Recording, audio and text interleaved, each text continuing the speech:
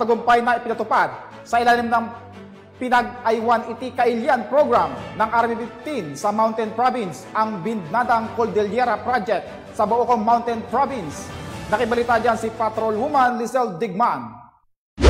Sa sama-samang pagsisikap ng 152nd Maneuver Company, RMFB-15 sa ilalim ng pamumuno ni Police Colonel Ruel D. Tagol bilang Force Commander, matagumpay na ipinatupad ang Bindnadang Cordillera Project sa ilalim ng Pinag-Aywan Iti Kailian Program ng RMFB-15 sa 3 daycare centers sa Baucong Mountain Province noong ika-1 ng Mayo 2024.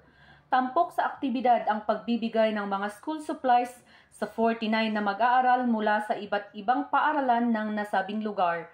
Kasama sa naibigay ang 49 na high-quality school bags, 30 educational toys at 5 educational books na donasyon mula sa iba't ibang stakeholders, DepEd Mountain Province at ng RMFB 152nd Maneuver Company.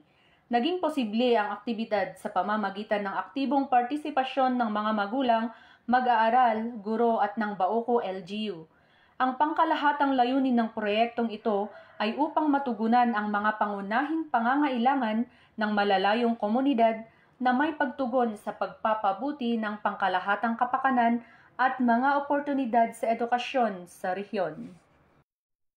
Mula dito sa La Trinidad, Benguet, ako ang inyong PNN correspondent, Patrolwoman Digman, alagad ng batas, taga-taguyod ng Balitang Pulis. Maraming salamat, Patrolwoman Digman.